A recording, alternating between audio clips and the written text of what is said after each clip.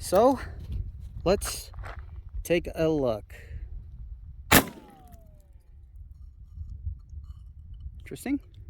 Welcome back, everybody. Today we're going to talk about something I found out that's fairly interesting and shocking. So let's get into it.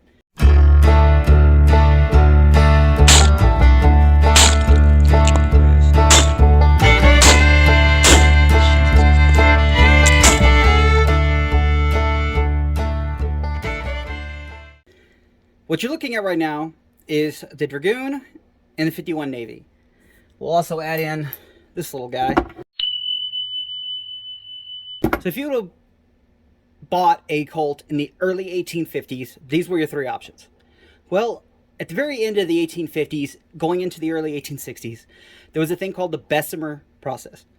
It was a way to make steel, much better steel, higher carbon steel, much stronger steel. So that technology made it so you no longer needed a gun this size to make a 44.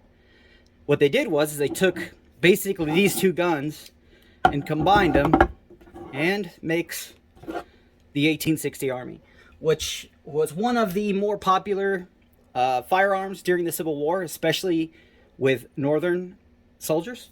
But what is fairly interesting about this whole process is they didn't just start and stop with this gun.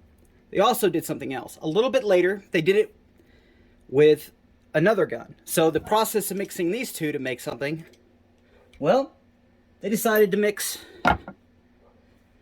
these two. Forgive this little loading lever on this 49 pocket. It's been broken. Since I got it, there was a pretty crappy fix, and well, but they took these two guns and decided, let's mix them and put them together. So what did they come up with? Well, they came up with this. This is considered an 1862 pocket Navy. We really don't know when these came out. They could have come out as late as 1865. That's kind of what I lean towards. Or maybe there were a couple made before the factory burned down in 64, but very little were made. And this is actually probably one of the more rarer Colts that I own. And that's just because they didn't make very many in cap and ball. And the ones that were made, a lot of them were converted to cartridge guns. So there's as many as maybe 2,000, maybe less, of these still in cap and ball form. So the reason I started this whole video wasn't just to tell you that, to show you that. And let me now show you something that I found fascinating. I'd always, by just looking at the two sizes of these guns and looking at the size of the cylinders, and I'll pull them off in a minute and measure them so you guys can see it up better, one would think that this gun doesn't hold as much powder projectile as this gun. Well, let me show you what I found. So let me take these cylinders off.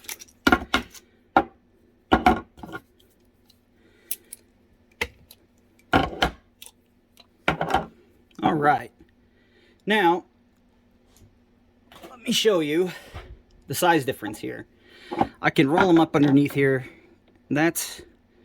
So as you can see, there's a pretty obvious size difference. Line those up about there. We're looking at, maybe an eighth of an inch, maybe a little less. But as another show here, let me zero these out. From the back of the recoil shield to the front is 1.588.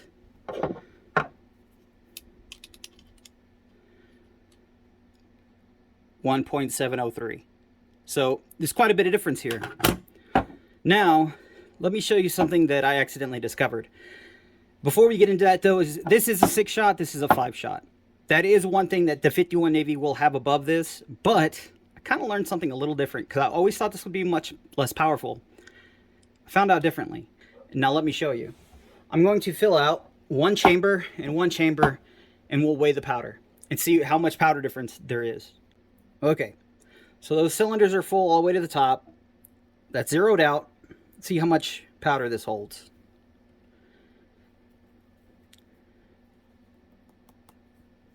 All right, that's all of it.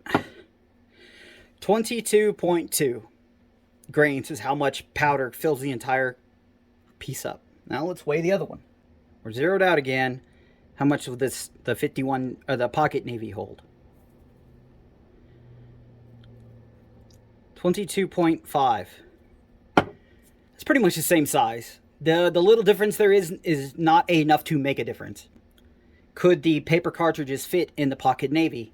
And at first I always thought, man, maybe, because they're kind of close. But yes, they do, because they're basically the same size chambers. They're so close, there is not enough difference to make a difference. So the pocket navy, technically, not including the barrel length, is the exact same power as the 51 Navy. You just lose one round for a lot smaller of a gun. So I hope you guys found this interesting, as I did. And the videos on the 1877 double action will be out soon, and a couple more videos that I have planned. I hope you guys enjoyed this. I hope you found it as fascinating as I did, and I'll see you guys in the next one. So let's load this bad boy up. This is the 62 pocket Navy, so it is the 36 caliber, just like a 51 Navy would be. And the conicals here are Era's Gone bullet molds conicals of the original 36 caliber Colt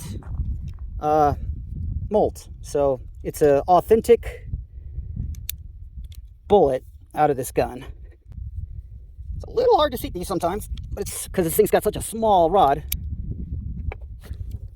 All right, I'll bring you guys back when it's fully loaded. Okay, I got those all loaded in there, so now I'm going to cap it using my Snell capper. All right, I'll bring you guys back when this is all done. Okay, so I've never shot this thing onto paper before, so I've kind of wanted to see where its point of aim versus point of impact is. So let's take a look.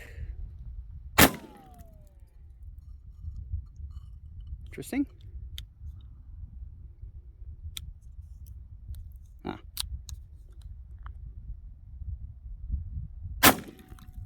Same spot, so it's just left. Except that one, I pulled that one hard, I guess.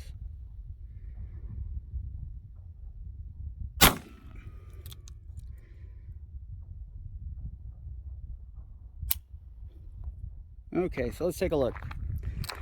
So it looks like I had two right here, and then the rest were right here. So, all right, let's reload it and see how it does. All right, we got it loaded back up. Let's do a little bit of shooting. I'm going to try to move you guys out the way so I can pay attention to where I'm shooting. Hopefully hit everything. That was impressive.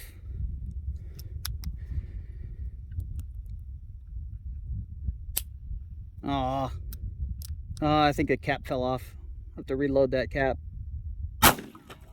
Nice. Yeah, these freaking caps, man. They're not very tight. And I missed the last one. Let me cap these up again, and I'll be right back.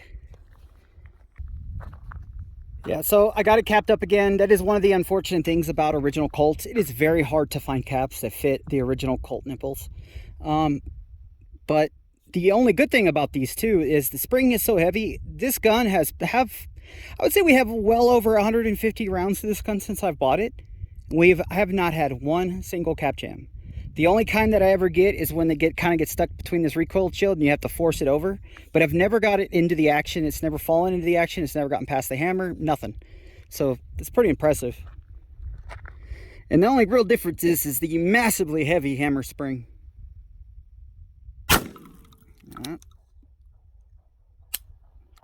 It was at this moment that he knew. He f***ed up. Oh no.